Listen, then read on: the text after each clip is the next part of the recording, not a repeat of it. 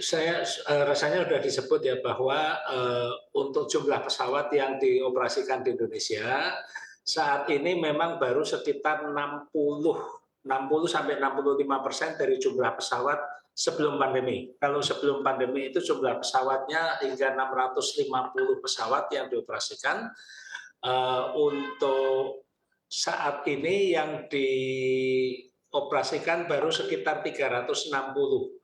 Nah, selama pandemi memang banyak pesawat yang ditarik kembali oleh lessor, kemudian maskapai penerbangan juga mengurangi bukan hanya jumlah pesawat, tapi juga awak pesawatnya, pilot maupun awak kabin ya. Selain itu, sejak awal tahun harga minyak dunia ini kan naiknya luar biasa, sehingga pemerintah memberlakukan fuel surcharge atau tuslah untuk mengkompensasi harga tiket. Karena harga tiket yang berlaku sampai dengan hari ini, tarif batas atasnya itu adalah yang ditentukan sejak tahun 2019, belum direvisi. Padahal nilai tukar rupiah juga sudah banyak berubah, harga minyak dunia juga sudah naik, bahkan sekarang sebetulnya sudah turun. Kalau pada puncaknya itu di atas $100 per barrel, pekan ini di kisaran 72 hingga $75. Beberapa hari yang lalu saya juga sudah berkomunikasi dengan Ibu Dirjen Perhubungan Udara, mengingatkan bahwa sudah saatnya kita meninjau kembali tuslah atau fuel surcharge ini, agar airlines tidak lagi memberlakukan fuel surcharge dan hanya memberlakukan tarif batas atas saja.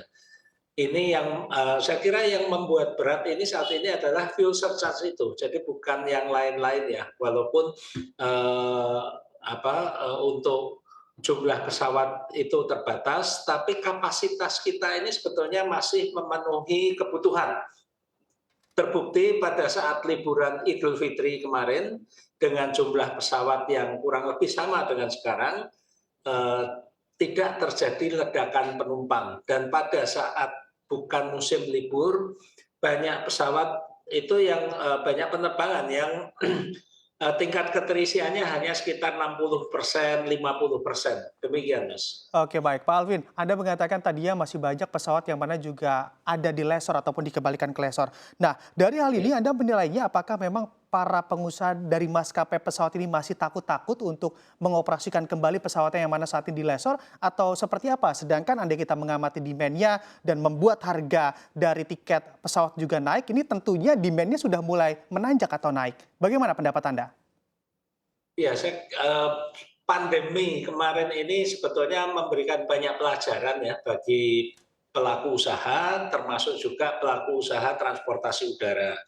Dengan kondisi ekonomi yang sedemikian berat, mereka mengurangi jumlah pesawat dan ternyata sampai hari ini mereka bisa atau mampu melakukan bisnisnya secara lebih efisien. Jadi mereka memanfaatkan jumlah pesawat yang ada untuk mendapatkan taraf keterisian yang lebih tinggi dan melakukan jumlah penerbangan yang lebih banyak. Sehingga secara bisnis ini lebih efisien ya, walaupun tarif batas atasnya tidak dinaikkan. Jangan lupa juga dengan jumlah pesawat yang sama, tidak hanya melayani rute dalam negeri, tapi sekarang juga sudah mulai aktif melayani rute luar negeri. Jadi pemanfaatan pesawat ini utilisasinya meningkat cukup signifikan. Pembatasannya hanyalah sebagian bandara ini jam operasinya masih belum kembali normal. Baik. Pengelola bandara juga masih melakukan berbagai penghematan sehingga mengurangi jam operasi antaranya. Demikian. Oke baik Pak Alvin, dengan pesawat yang tentunya terbatas dan dimaksimalkan apabila nanti ada lonjakan juga di musim libur Natal dan juga Tahun Baru di berbagai rute, apakah memang dari Apjapi tidak melihat begitu ada resiko juga apabila pesawat juga digunakan secara di luar begitu ya, melebihi dari kapasitasnya karena memang penerbangannya ataupun rutenya menjadi sangat banyak?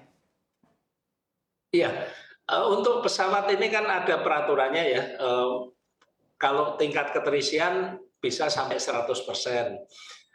Untuk jam pengoperasian pesawatnya ini juga ada batasan-batasannya, sehingga kalau sudah sampai jamnya, pesawat itu sudah digunakan sekian ratus jam itu, harus melalui perawatan, eee, pemeliharaan, itu semuanya tetap memenuhi standar sih, tidak ada masalah dengan itu.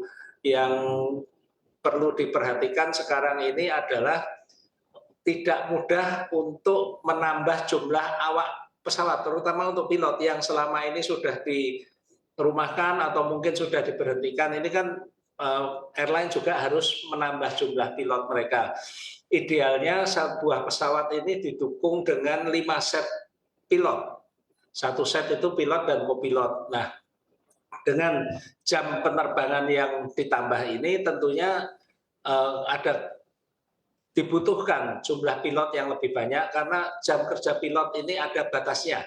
Sehari maksimal terbang 8 jam, 9 jam ya, dalam 1 minggu 30 jam, Baik. itu ada batasannya.